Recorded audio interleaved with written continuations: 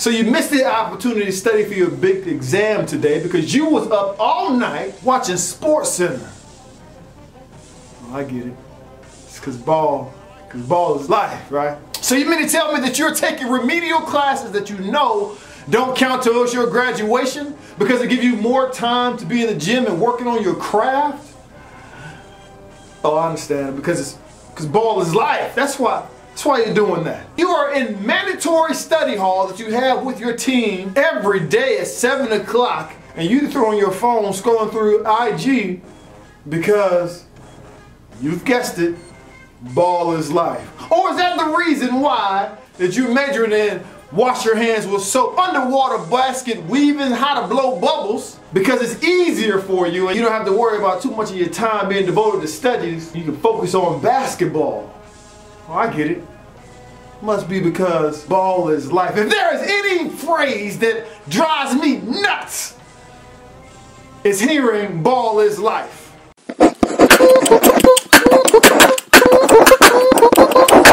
Hoop loudy. Yes, indeed! Big Brother Bear here to give you all that you want and what you need. And today I'm going to give you 3 ways that prove that ball is not life. Number 1, now I know that you feel like you're going to be young forever. I know that you feel like you're going to be able to jump out of the gym, shoot, all that stuff for the rest of your life just the way you are right now. I know that's how you feel, but the truth of the matter is every day that goes by, your bones get a little bit more brittle. Every day that goes by, the little elasticity in your knees become a little bit more rigid. Every day that goes by, it takes even longer to heal if you hurt yourself. And I was reminded of this 2 years ago. Tore my meniscus. I was playing intramural basketball. I was done playing basketball in college, not on a full ride scholarship, just out there playing because I loved the game. And I tore my doggone meniscus, and what I found out really quickly is it's a sharp contrast from what it was when I was a student athlete. I didn't have a trainer or ready to give me different exercise to nurse me back to health. I didn't have an ice tub or whirlpool to get in. Right? I didn't have any of that. In essence, I got hurt for free, but I had to pay for it. I had to worry about co-pays and insurance, how much they're going to charge me for surgery and things like that. Oh, and not to mention my work, where I work at, they don't care. They worried about me being back at the job. It was different. It was totally different now that I got hurt and I'm not a student athlete. And to add injury to insult is, I got my behind out there like I was going to go after an NBA championship. Don't get me wrong. Now, I understand that you have a love for the game, but you have to be smart as well. When you're not a student athlete, you got to understand that you may not have had insurance when you were a college athlete and you were taken care of. Medical insurance, that is. But once you get out of college, you have to get medical insurance. That crap costs money.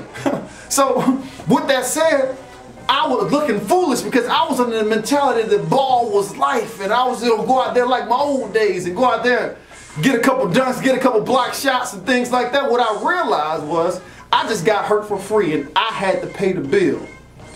Ball was not life. Ball cost me a lot of money. Number 2, one thing I know about the professional ranks is there are individuals that make that transition seamless. There are those individuals that after the game, they make as much money as some of those individuals make as much money as they made while they still played the game, or if not more, because those individuals are able to learn from the game of basketball and apply those same details in life. These people are entrepreneurs. These people are philanthropists. These people are authors. These people are owners of businesses. Those individuals that made that transition simple, like a Kobe, like a Michael Jordan. Yeah, they were great in their prime, but now that they're retired, they're still great at that. You still see them doing commercials. You'll still see them doing public speaking, writing books. You'll still see them owning businesses. But if you really believe that ball is life, then you just gonna worry about where your playing days. You're gonna think that those days are gonna last you forever, and they're not. Once your time of playing basketball is over, it's a wrap. Ball is not life. Ball is in fact temporary.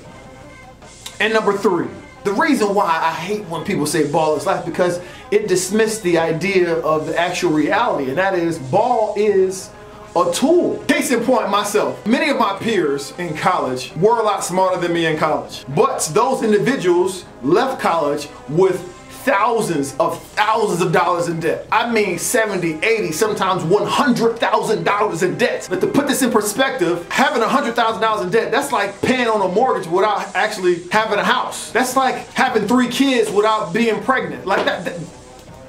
College loans are expensive, and these individuals had to pay that. But I was afforded the opportunity to get my stuff paid for via basketball. And it blows my mind when I think about it, because I was a cat that failed the 6th grade. That's right, I failed the 6th grade. I was in special education classes the second time around and being in 6th grade. I was in special education class, and it was so bad that my sister, who was in 1st grade, was able to do my homework. Whew.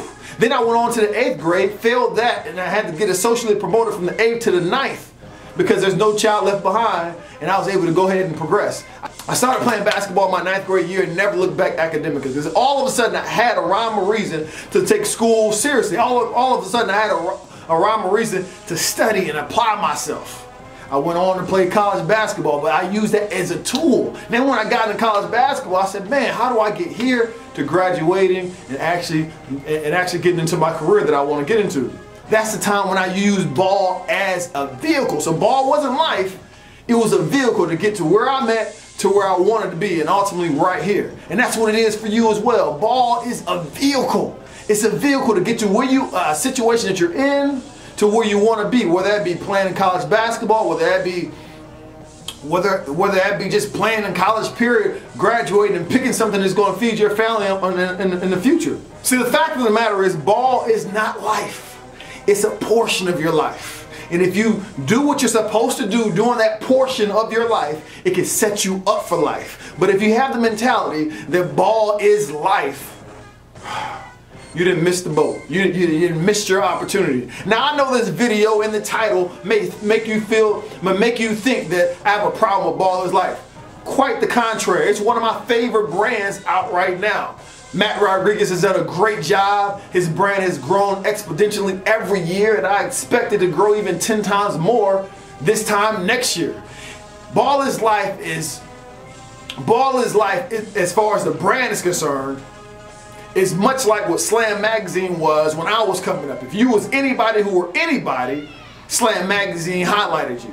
You always had that rhyme or reason to get up out of the bed because you wanted to be highlighted by Slam Magazine. Ball is Life has taken that and taken it 100 yards times a billion now. They're doing fantabulous. So this video is not a knock or any type of beef with that particular brand. I hope to do some work with them in the future. But if you have that mentality that ball is life in the literal standpoint, then you're going to miss out. I need you to have the mindset that ball is life as it relates to all the things that you learn from the game of basketball or football or tennis or baseball or tiddlywink, whatever your sport is, that those principles relate to life. And if you are successful at doing that, there's nothing in life that you can't do, because everything that you learn in that is applicable to any endeavor that you decide to be a part of. That portion makes ball is life.